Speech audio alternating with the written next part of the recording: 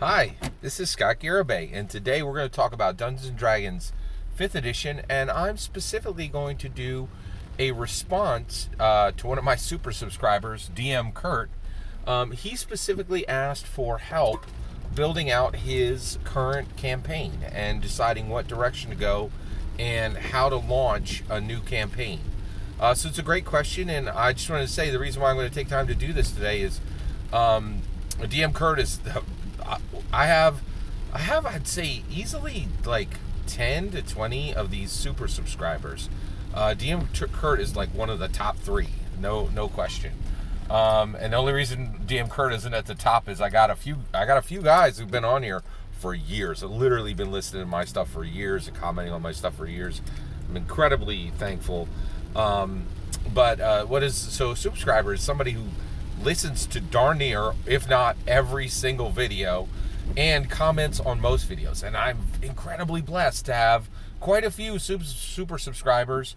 It's a real blessing. So I'm honored to respond to DM Curt's comment question.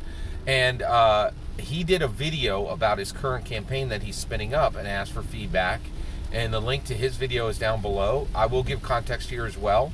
And by the way, DM Curt has his own channel and does a fantastic job, and there's great content for Dungeons & Dragons 5th edition and other tabletop role-playing games over there as well. All right, so DM Curt explained that his new campaign, he's putting it in Terra Incognito, and it sounds like it is a fantasy-based game, so kind of between low-high fantasy. And so he specifically said that it's a grouping of islands, and what's happening is he has humans, right, who have different areas of major activity, and then there are wild elves and Aarakocra, okay, and they live on different areas of the islands. And then he said there were Darrow, who lived in like the Underdark, like down below. I think he was talking about Durgar, who are like kind of dark dwarves, right? But I'm not positive there. So it sounds like there might be dwarves in the mix. And then also there's lizard men, right? So first of all, DM Curt, I think you're doing a fantastic job with your planning, because one thing is you have a very clear vision of the world, but I don't think you've overplanned, right? And that's a delicate balance, right? Because over planning, I think, is really common, right? Like it's a really common problem among dungeon masters today. So I don't think you've overplanned. And you were like, where do I go? And you gave some ideas for, do I do this adventure or do I do that adventure? And so this is what I would do with what you've set up. So first of all, I would start the player characters no matter what. First of all, I would allow the player characters to choose from any of the races that you discussed. Those are all playable races in Dungeons & Dragons 5th edition, except maybe Durgar. And those are I don't think, maybe they are, I don't know. But Durgar are strange, because I kind of feel like Durgar are often considered like evil dwarves, it's kind of strange. It's not super clear to me. They're one of those things where you're like, is this a player character race or is this a monster? It's strange. I never really was down that much with Durgar. I don't really understand why they're the way they are, and I don't know. I would just, if you're going to use dwarves. That's one of the first things I would do, is make that clear. There's dwarves in the under the ground. That seems super clear, and I think a lot of people who use Durgar think that other people know what the heck they are. And I've been reading D&D 5th edition for a long time, and I still don't know what to do with Durgar. So, one, if you're using Durgar, consider getting rid of them and just making clear that they're just dwarves, because I think that'll just clarify things for people. The other thing is, I wouldn't even deal with dwarves much at all. So what I would do is I would allow your players to choose whichever ones of the races they want, right? Whatever they choose, start them in the human area, right? And then I would start them in a village or a city, and I would have them sent out onto their first, they're leaving a village or a city. And when they leave, right, what I do is I'll start campaigns with, you've already helped this city or this village, and this is what they're giving you. And then set them up with set them all up with the village, with the human village or the human city, giving them horses, right? Totally refreshing their supplies, and then giving them one common magic item. It can be as small as a potion, all the way up to just a common magic item, right? One of the great things about Dungeons and Dragons is they're common, rare, very rare, and then I think you get into like artifact and legendary, But to give each person a common, and they're being sent out, and what you're saying is you are allied to the humans. The humans, at least one area of the humans the humans are your allies, right? And then send them out. So they go out, and the first thing they're going to do is they're going to encounter a tinkerer, right? And so the tinkerer is like, hey, do you need any of your armor repaired? I got these little trinkets. Do you want to buy any of these? And tinkerers are fantastic. I love using tinkerers in Dungeons and Dragons. They're really helpful because, armor repair is a thing, and also tinkerers carry messages from one city to another city, which is like one village to another village. It's a really big deal, right? And tinkers are great. I really like them.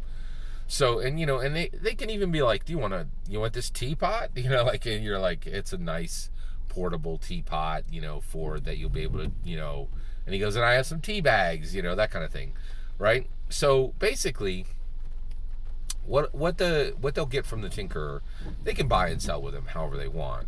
But the point of the tinkerer is they're going to go, oh, well, I'm not sure what direction you're going, but if you're adventurers, I would definitely head toward the Wild Elves area. And the reason why is they are flush right now. I just got back from there. They had plenty of coin to spend. They've had a really robust harvest recently. And there's lots of coin up there, and you could maybe get some quests up there. But I would not go to the Aarakocra. And the reason why is they got no coin to spend, and they're half starving, right? And you're like, wait, what? So their players might ask, right? And so the reality is, what you want to get across is the Wild Elves are blessed, and the Aarakocra are cursed. Okay, and so and now at this point, you let the player characters go where they want to go. They'll be like, oh, if they can't eat, let's go help them. Right, we're gonna figure out whatever is causing the problem with their harvest. Or if they're like, ooh, we like coin, let's go up to the Wild Elves and get some of that extra coin they got. So basically, let them decide. Right, wherever they go, though, here's the kicker. So I think the best Dungeons and Dragons happens when players make decisions and they decide the fate of the world. Right. And here it's not the world; it's just the Aarakocra and the Wild Elves, right? But here's what's happened. Okay, you would explain that the Aarakocra worship a god called the Thunderbird, right? Well, their entire village complex is surrounded by 7 stone markers of the thunder god, of the Thunderbird, right? The Aarakocras are, and what's happened is one of their 7 stone markers has been stolen. Okay, guess where it is? It's at the Wild Elves place. So it's a mystery how one of the 7 Thunderbird stones got to the Wild Elves. But when they go to the Wild Elves, actually this stolen Thunderbird stone is now blessing the elves area. And just one elf farmer, or actually one elf, forest tender, has hidden it in a grove, and it's under a bunch of thick, trees and brambles, and it can't be seen, but it's there, right? And for some reason, just where it was placed and the way it was cared for, it is giving vast benefits to the Wild Elves, and everything in their forest is growing brighter. People are living longer. There's less sickness. All these kind of things, and the exact opposite is happening with the Aarakocra. And the Aarakocra haven't even discovered it yet, right? They will and so basically, and then the players are gonna figure this all out over 1 or 2 different adventures. So they might go to, if they go to the Thunderbird, they're going to find, they can be the ones who discover that the Thunderbird stone is missing, right? And what could be is that one of them is a fake, right? And so whoever stole it, all the stones are covered by moss, right? And so they were able to fake it because nobody ever touches these stones, right? And so they could discover that it's fake. It's not a real stone, and one of the stones has been stolen. And then there's a mystery. Where did it go, right? And then that's going to take them to the Wild Elves. And the reality is the Wild Elves didn't steal the stone, right? But they did take it when it was brought to them and offered for sale, right? And so this one elvish farmer bought it, right, and just put it into his area. And the blessings, have started on his farm, and the blessings continue to spread for the Wild Elves. Now, what this will do is it will make your players choose between the factions, right? And that's what I like to make my player characters. I like to make them kingmakers. They choose who goes up and who goes down, right?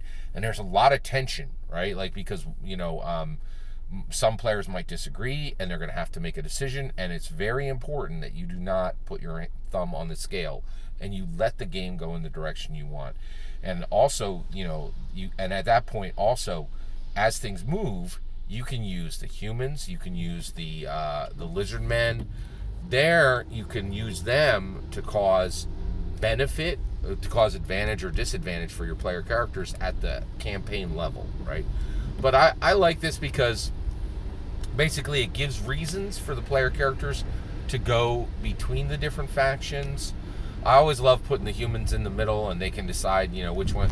And so it could be even that, and this could absolutely break out into war, right? The way it would break out into war is, the elf would be like, well, the elves are seeing that it really has blessed their area, and they may not want to give it back. The other thing is the Aarakocra could just be so furious. Even though this only was one elf who made a bad deal, they could be angry at the whole elf tribe, at the whole wild elf nation. So it could break all the way out to war, right? And then if the Aarakocra are flying over human lands, if they're going through, the Aarakocra might be like, hey, we're going to hire the lizard men, or we're going to ally with the lizard men, we're going to burn the forest to the ground. And like this, this is the juice, right? This is the good stuff. And so that's the direction I would take it. I think you have a great setup. I think you're really moving in the right direction. And I think this is a really exciting, start for your campaign. Super glad to have some input and give some ideas for your upcoming campaign. I hope your upcoming campaign is as exciting as you would like it to be. And, just really wishing you the best as you launch into a new campaign. I think there's a lot of cool ideas here, and I'm very excited for your game to start. All the best to you and yours. Hope some of these ideas were helpful. I think the only thing I'll double tap there is just like, I really feel like what we do in these games is we're giving the ability for player characters to come to a decision point, and they then know, you're making a decision and your decision matters. And I think that's powerful for player characters. I think player characters are attracted. It does cause some stress for some players. Some players don't like to make decisions, but maybe we should push them a little. All that's my opinion. I'd love to hear your thoughts. Let me know in the comments below. Please consider liking and subscribing, and have a wonderful millennium.